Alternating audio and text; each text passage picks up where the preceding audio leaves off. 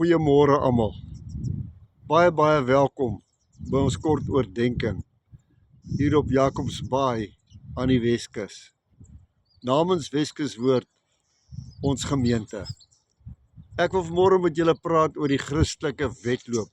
Plat Afrikaans, die Christelike resies.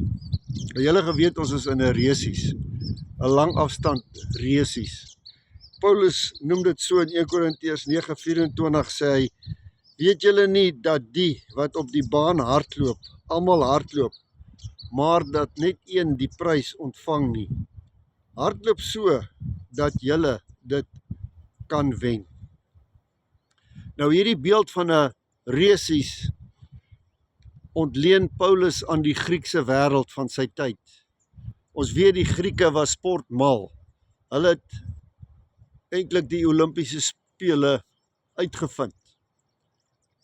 En hulle atlete het in allerlei items meegeding. En hulle het hulle self gepynig, selfs gemartel partykeer net om te kan wen.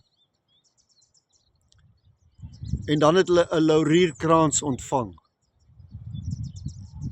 wat hulle kon agterna ophang.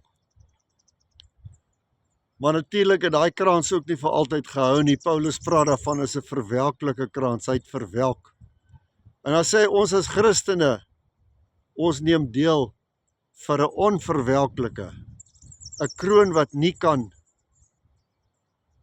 sy glans verloor nie, wat eintlik net beter en wonderliker word tot in die ewige lewe.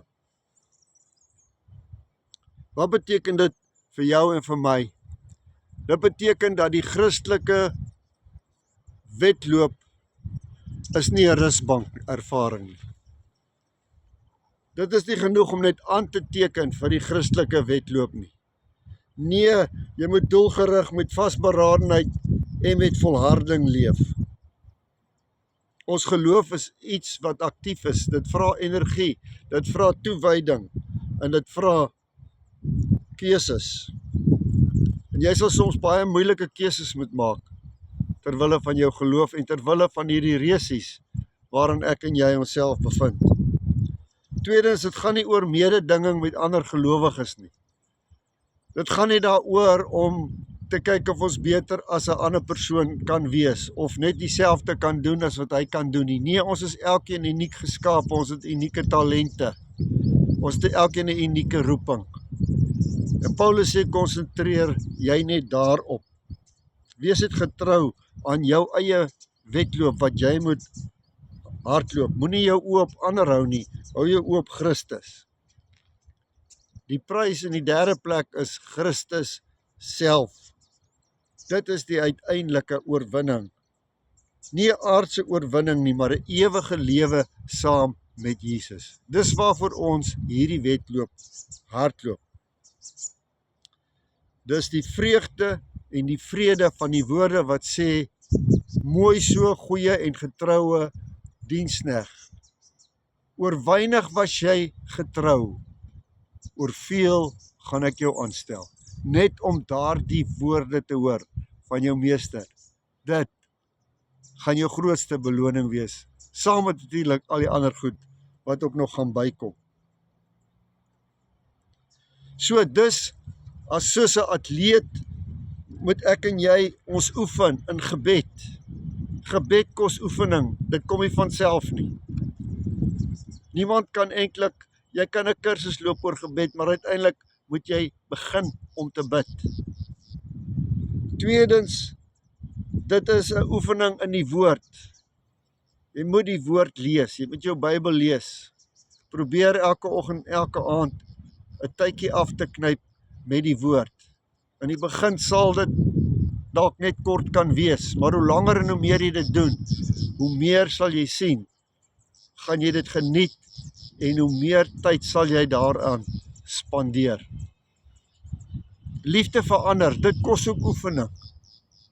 Ander liefde hê kos oefening. Daar's mense wat jou seermaak, daar's mense wat jou vervolg, wat nasty is met jou. Here sê, julle moet julle vyande lief hê. Vergewe die wat julle te nakom. Spreek seën oor hulle uit. Kosoefening gebeur nie net sommer so nie, maar elke keer wat jy die oorwinning behaal, elke keer wat jy jou ou vryspreek en hom vergewe, word jy sterker en word jy meer en meer soos Jesus. En dan gehoorsaamheid aan die Here kos ook oefening.